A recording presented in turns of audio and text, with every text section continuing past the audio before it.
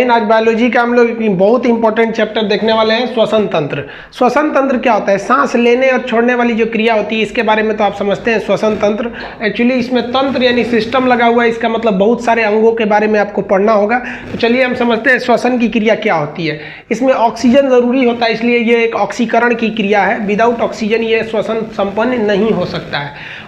श्वसन के फलस्वरूप हमें ऊर्जा मिलती है, हम सांस लेते हैं तो हमें ऊर्जा मिलती है और शरीर में ऊष्मा भी बनी रहती है, सांस लेने से ही बनी रहती है। समझ में आ गया? ऊष्मा बने रहने के दो कारण हैं, एक आपका श्वसन है और दूसरा रक्त का परिसंचरण है। जब तक खून दौड़ेगा और जब तक सांस लेंगे आपका शरीर गर्म रहेगा।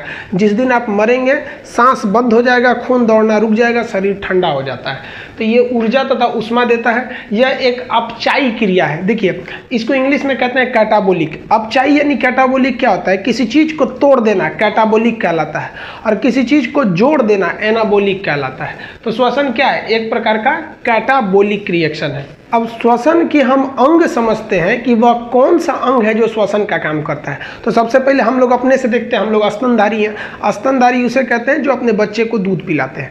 मानव स्तनधारी आता है। तो हम लोग में श्वसन अंग कौन सा है? तो जब हम लोग पढ़ते थे ना, छोटे थे, तो हम लोग को लगता था नाक है।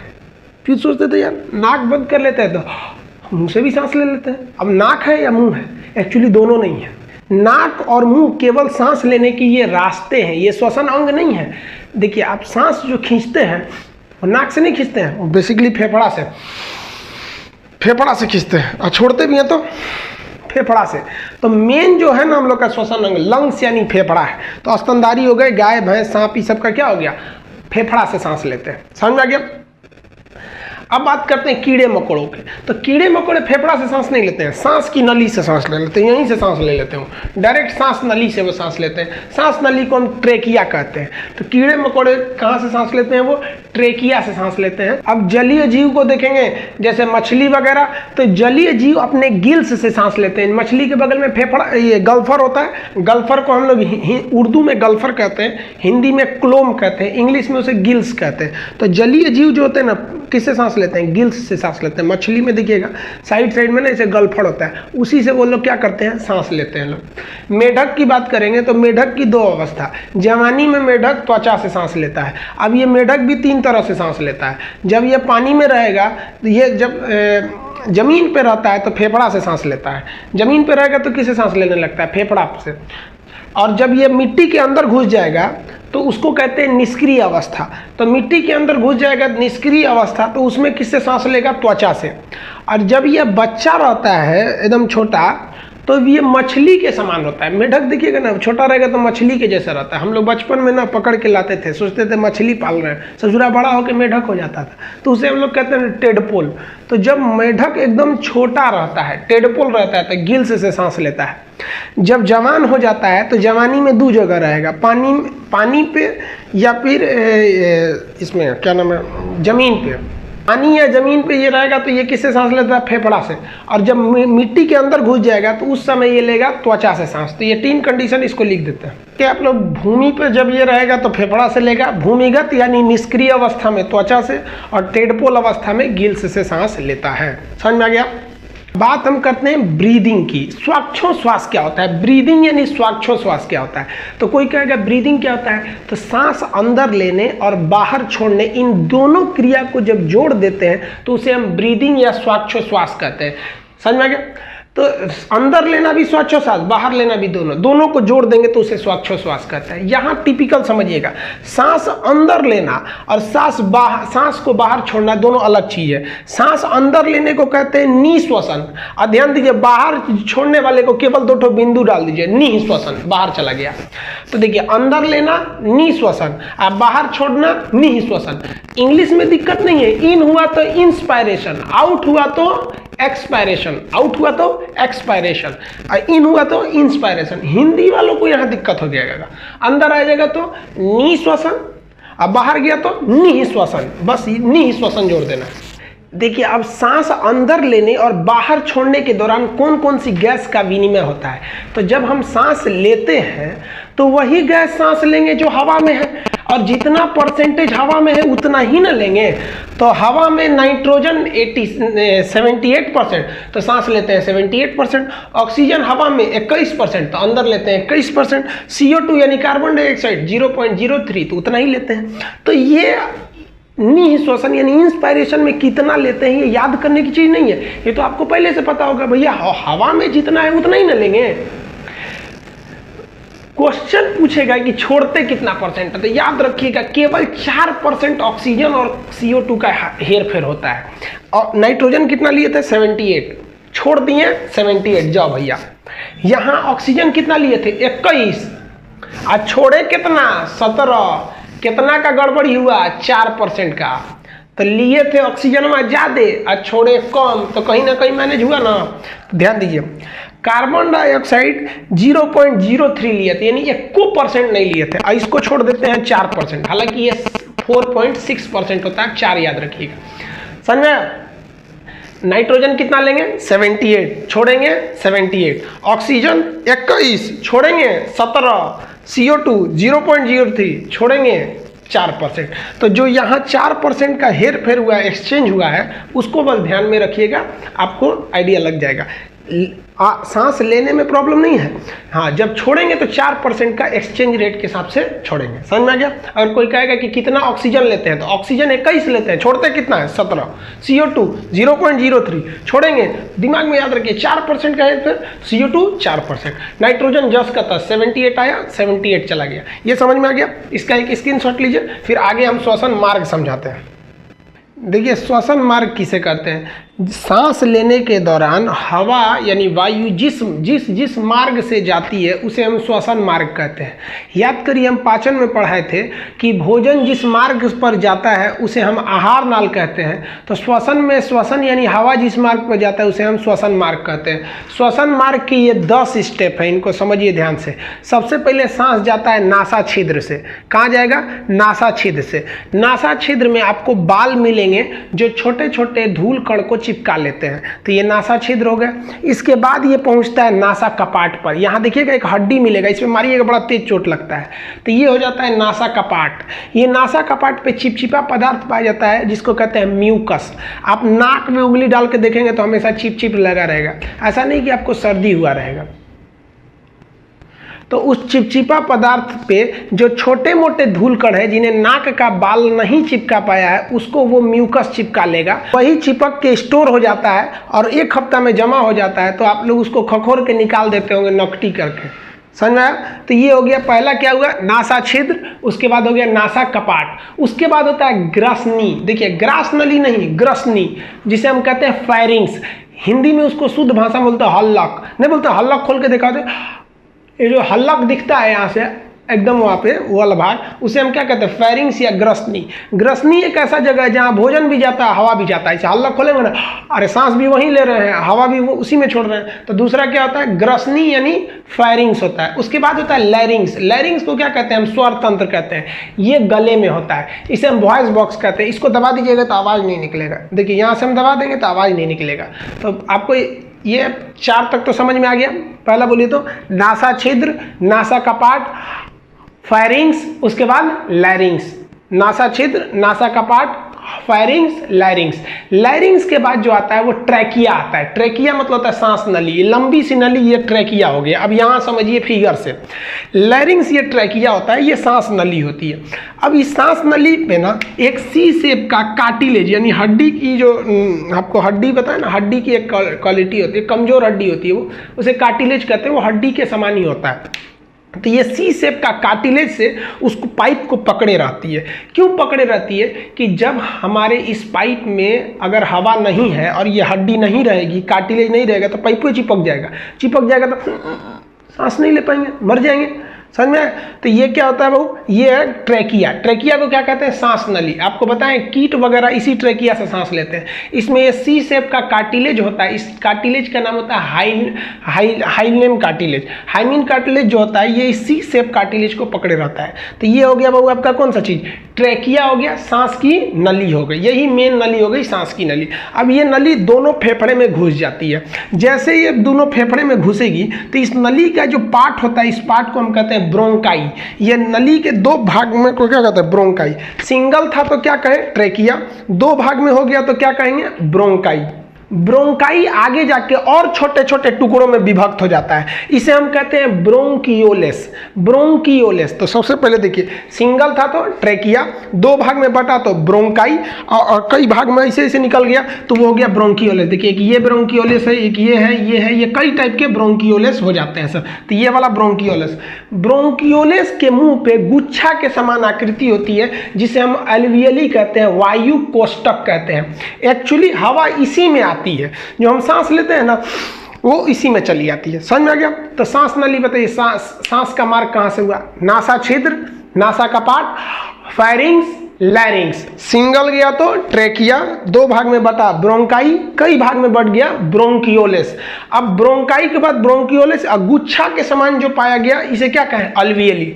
एल्वियली के बाद यहाँ पे बाद सांस कहाँ चला जाता है, ब्लड में चला जाता है। उस ऑक्सीजन को कौन लेके चला जाता है, ब्लड। अब ब्लड ले जाके किसे दे देता है, कोशिकाओं को। अब कोशिका में कहाँ चला जाता है, माइटोकॉन्ड्रिया के पास। तो ये अलग हम लोग समझेंगे, ब्लड के बाद कहाँ होता है, ये समझ में आ गया। ये जो पूरा फिगर है ये लंग्स का है। लंग्स जो यानी जो फेफड़ा होता है, फेफड़े में दोहरी झिल्ली पाई जाती है। इस दोहरी झिल्ली को हम प्लूरा मेम्ब्रेन कहते हैं।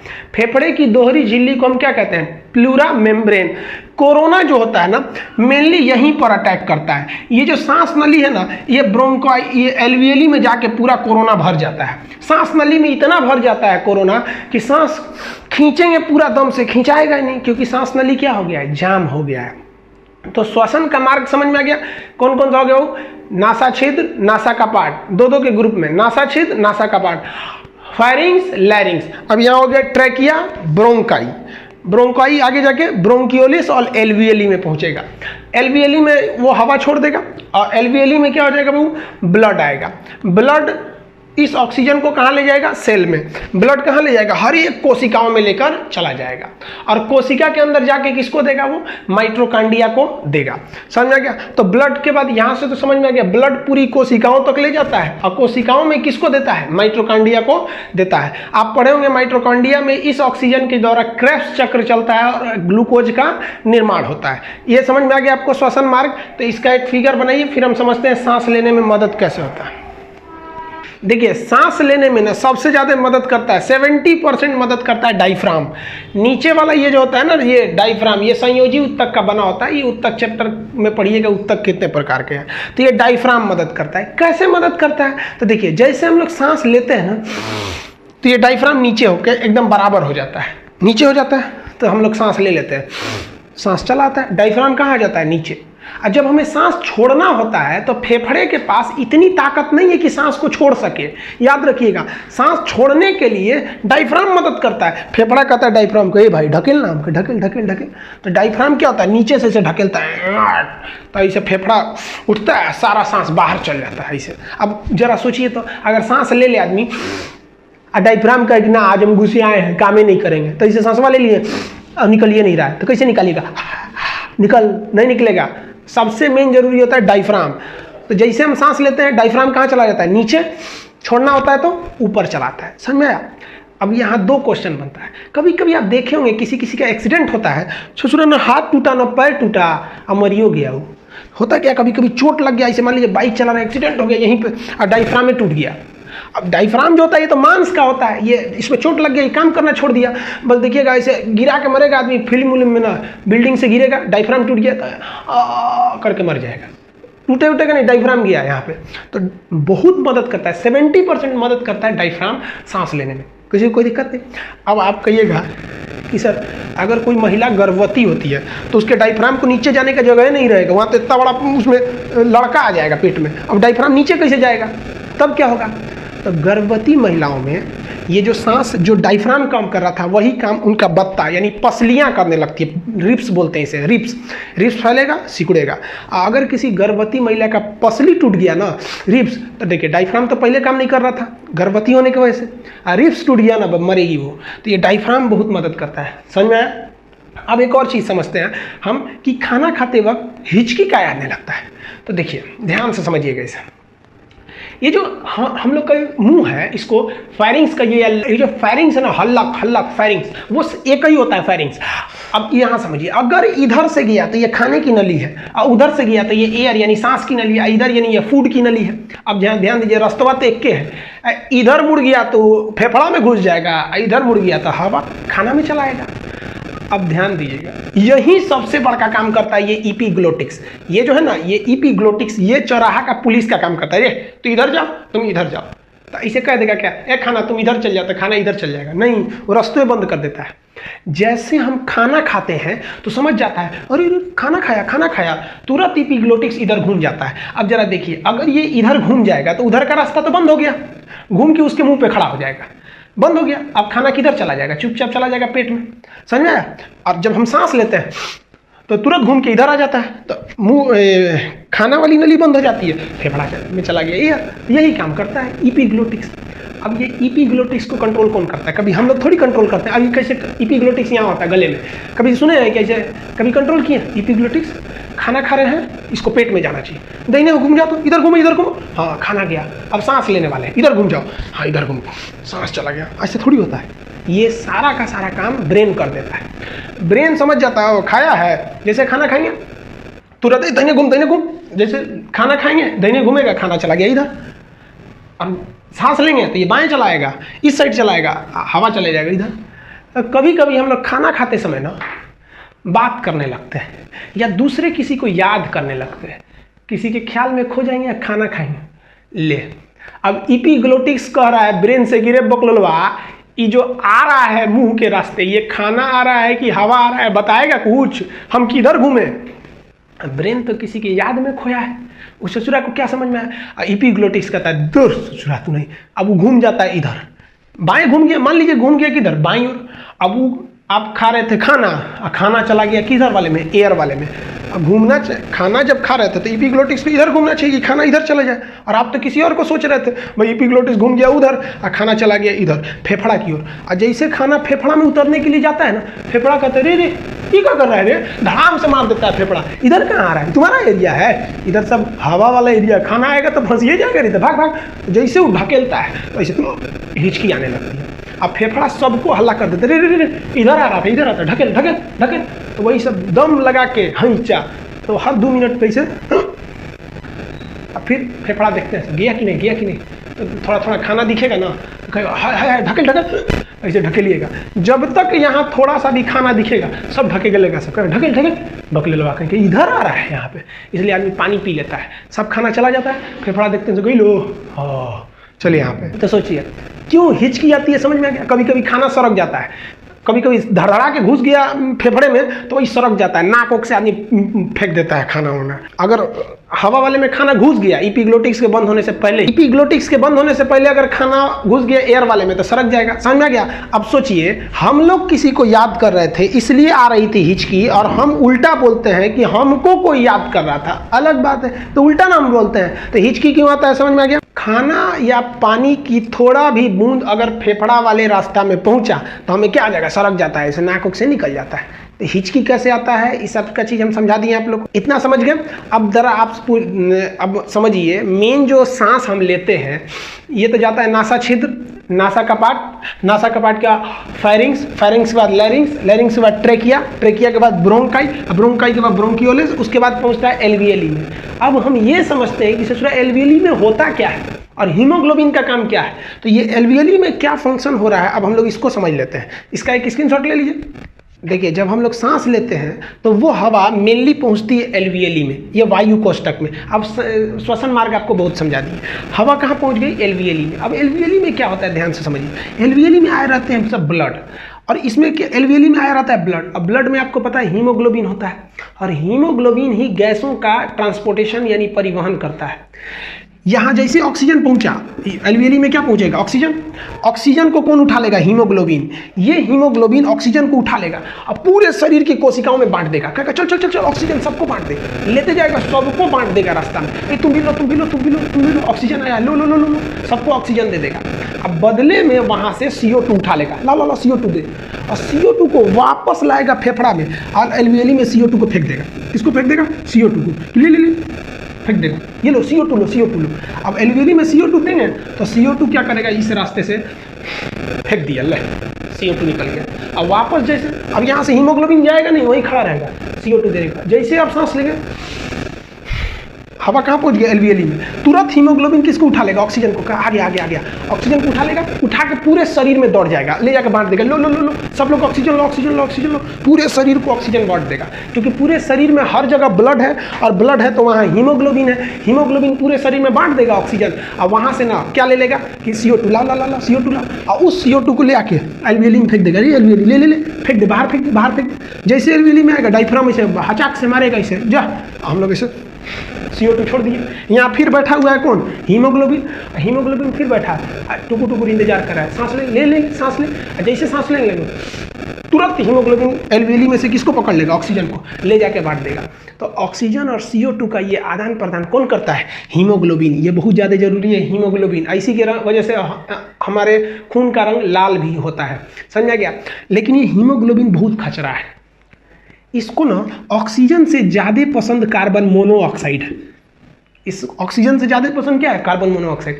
इसलिए अगर गलती से आप धुआं वगैरह सूंघ लेंगे, कार्बन मोनोऑक्साइड कहाँ मिलता है, धुआं में, धुआं सूंघ लेंगे ना, क्या कहते हैं ससुरा ऑक्सीजन हट, धुएं लेके जाते हैं, उससे जो पूरे शरीर में धुएं लेके चल जाएगा, अब बस आपको चक्कर आने लगेगा, गिर के बेहोश हो जाएंगे।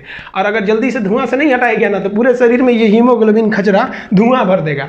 तो कहेगा कि हीमोग्लोबिन तो ऑक्सीजन का परिवहन करता ही है, CO2 को लाता ही है, लेकिन इसे सबसे ज़्यादा किससे अट्रैक्ट होता है, तो कार्बन मोनोऑक्साइड से। समझ आ गया कि नहीं आ गया। हालांकि ये इसको ढोने के लिए बना है, लेकिन कभी कभी इस पर भी चक्कर चला देता है। वो कहते हैं ना कि प्यार के नाव में उसी दिन पहला छेद हो जाता है जब गर्लफ्रेंड अपने से ज़्यादा खूबसूरत सहेली से मिलवा देती है, वही गड़बड़ हो जाता है। तो ये ससुरा ये समझ जाइए इसकी सहेली है, इसलिए गलती से भी मत जाइएगा जहाँ कार्बन मोनोऑक्साइड हो, यानी धुआं वगैरह हो। इसलिए ठंड के दिन में कई लोग घर में कोयले जला के दरवाजा बंद के सो जाते हैं। कोयला जलने से क्या आएगा, कार्बन मोनोऑक्साइड। अब ये ससुरा हीमोग्लोबिन ऑक्सीजन को छोड़ के और उसी को लेकर चला जाएगा। तो कैसे आदान प्रदान होता है, समझ में आ गया। तो आप देखिए श्वसन दो जगह होता है, एक फेफड़ा में होता है और दूसरा एक हीमोग्लोबिन द्वारा ब्लड जब लेके जाता है कोशिकाओं में, तो दो जगह होता है, एक कोशिका में हो गया, एक फेफड़ा में हो गया। सांस यहाँ तक एल्वियोली तक पहुँचा दीजिए तो फेफड़ा में श्वसन हो गया। अब यहाँ से काम किसका चालू, हीमोग्लोबिन। हीमोग्लोबिन इस ऑक्सीजन को ब्लड से लेके कहाँ जाएगा, सेल्स में जाएगा, कोशिकाओं में ले जाएगा। अब कोशिका में कहाँ ले जाएगा, तो माइटोकांड्रिया में ले जाएगा। और कोशिका के अंदर माइटोकांड्रिया में क्रेब्स चक्र चलेगा। क्रेब्स चक्र के फलस्वरूप हमको ग्लूकोज मिलते हैं, और ग्लूकोज जब बनता है तो वापस वहाँ से CO2 गैस निकलती है। उस CO2 गैस को वापस कौन ले आता है, हीमोग्लोबिन। और यहाँ से हीमोग्लोबिन फेफड़ा को देता है, फेफड़ा उसको बाहर कर देता है, फिर हीमोग्लोबिन यहाँ से ऑक्सीजन ले जाता है ब्लड के द्वारा, किसको देगा, कोशिका। एक श्वसन जो होता है, हीमोग्लोबिन जब ब्लड के माध्यम से कोशिकाओं में लेके पहुंच गया और वहां माइटोकांड्रिया ने क्रेब्स चक्र चला के CO2 बना दिया, ग्लूकोज बना दिया, तो इसे कहते हैं आंतरिक श्वसन। और जो फेफड़ा में होता है उसे हम कहते हैं बाह्य श्वसन। तो श्वसन कितने प्रकार का, दो, एक हो गया बाह्य श्वसन और एक हो गया आंतरिक श्वसन। दोनों समझ में आ गया, आप लोग आगे समझते हैं। देखिए टाइडल वॉल्यूम समझिए क्या होता है। टाइडल वॉल्यूम उस वॉल्यूम को कहते हैं कि एक बार में हम नॉर्मली कितना सांस ले सकते हैं। तो नॉर्मल हम 500 ml का जो बोतल होता है उसमें जितनी हवा होती है, यानी आधा लीटर का जो बोतल होता है उसमें जितनी हवा होती है उतना ही हम सांस एक बार में लेते हैं। देखिए ये 500 ml का एक बोतल है, इसमें जितनी हवा है ना, नॉर्मल हम लोग एक बार में उतना ही सांस लेते हैं, इतना ही सांस लेते हैं। तो इसी को हम कहते हैं टाइडल वॉल्यूम। एक बार में हम जितना सांस लेते हैं वो कितना ml होता है, 500 ml। तो इसी को कहते हैं हम टाइडल वॉल्यूम। जितनी हवा इसमें है उतना ही हम सांस लेते हैं, 500 ml normally. Total lungs capacity समझते हैं कि लंग्स में आखिर कितना सांस जा सकता है। तो लंग्स में अधिकतम 600 ml यानी 6 लीटर तक हम हवा खींच सकते हैं लोग। कितना, देखिए ऐसे खींचने के बाद आप देखेंगे सीना बढ़ जाता है, तो इसे हम लोग क्या कहते हैं, टोटल लंग्स कैपेसिटी। तो क्वेश्चन आएगा कि हम सांस कितना लेते हैं, टोटल लंग्स कैपेसिटी बराबर लेते हैं टाइडल वॉल्यूम। तो आप बताइए कितना लेते हैं टाइडल वॉल्यूम। ऐसे कोई सांस थोड़ी नहीं लेता है, खींच खींच के सांस नहीं लेता है। नॉर्मल एक इंसान जो होता है जब वो जगा रहता है तो 16 बार सांस लेता है 1 मिनट में। एवरेज होता है, ये 1-2 बार आगे पीछे हो सकता है। जगा हुआ इंसान 16 बार सांस लेता है और सोया हुआ इंसान 12 बार सांस लेता है। क्योंकि आप देखिएगा सोने के वक्त सांस आदमी लंबा लेता है। तो जगा हुआ इंसान कितना बार लिया, 16 बार। सोया हुआ इंसान लेता है 12 बार। जो छोटे बच्चे होते हैं ना वो 25 से 26 बार सांस लेते हैं 1 मिनट में। तो उन लोग का सांस लेने का दर ज़्यादा रहता है। फेफड़े कितना छोटा रहता है, इतना छोटा तो होता है, धक धक सांस ले लेते हैं। तो ये समझ में आ गया आप लोग को। अब हम समझते हैं कि सांस लेने की कुछ मशीन्स, जब हम पहाड़ पर जाते हैं तो वहाँ ऑक्सीजन की कमी हो जाती है, तो हमें ऑक्सीजन सिलेंडर साथ में रखना पड़ता है। तो 2-3 क्वेश्चन पूछता है। ऑक्सीजन सिलेंडर जब पर्वत पे ले जाएंगे तो उसमें ऑक्सीजन के साथ नाइट्रोजन मिलाते हैं, समझ में आया? ऑक्सीजन सिलेंडर जब समुद्र में ले जाएंगे तो उसमें ऑक्सीजन के साथ नाइट्रोजन मिलाएंगे, दोनों में हम नाइट्रोजन मिलाते हैं। लेकिन समुद्र की गहराई जब 300 फीट से ज़्यादा हो जाती है, यानी गहरा समुद्र हो जाएगा, तो ऑक्सीजन के साथ हीलियम मिलाएंगे। इसको याद रखिएगा, गहरा समुद्र कहेगा तो हीलियम हो जाएगा। अब आप कहिएगा कि इन सबको मिलाने की क्या ज़रूरत है, हम लोग डायरेक्ट ऑक्सीजन क्यों नहीं ले लेते हैं? तो एक्चुअली हमें आदत नहीं है डायरेक्ट ऑक्सीजन लेने की। हम लोग जो हवा में सांस लेते हैं उसमें केवल ऑक्सीजन थोड़ी रहता है, ऑक्सीजन 21% रहता है, 78% नाइट्रोजन रहता है। तो शुद्ध ऑक्सीजन बहुत भारी होता है, उसे हमको लेने का हैबिचुअल नहीं है। अगर शुद्ध ऑक्सीजन लेंगे तो फेफड़े पे चोट लगने लगेगा और व्यक्ति मर भी सकता है, इसलिए इन सारी गैसों को मिला दिया जाता है। देखिए, जो बीमार व्यक्ति हो जाता है, मरीज जो बीमार पड़ जाता है, तो उसको हम आईसीयू में रख देते हैं, ज़्यादा सीरियस हो जाता है, इंटेंसिव केयर यूनिट। आईसीयू में हमेशा डॉक्टर मिलेगा, हमेशा नर्स मिलेगी, और वार्ड में ऐसा नहीं होता है। तो आईसीयू में जब रख दिया जाता है तो मरीज जब सीरियस हो जाता है तभी रखा जाता है। इस मरीज में भी 2 तरह के सीरियस मरीज होते हैं। कम सीरियस मरीज को केवल ऑक्सीजन का मास्क पहना दिया जाता है, वो ऑक्सीजन को खुद ही खींच लेता है।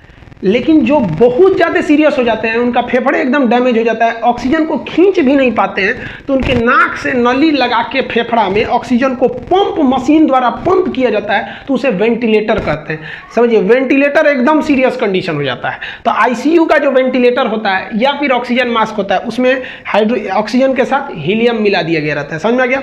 हम लोग एवरेज कितनी बार सांस लेते हैं? एक बार में सांस हम लोग लेते हैं एक बार में 16 से 17 बार। ये चैप्टर आप समझ गए होंगे। इसका पीडीएफ आपको डिस्क्रिप्शन के लिंक में मिल जाएगा, आप वहां से पीडीएफ ले लीजिएगा, क्योंकि ये काफी लंबा चैप्टर है। इसका पे स्क्रीनशॉट लीजिए, फिर हम लोग नेक्स्ट वीडियो में समझेंगे अगले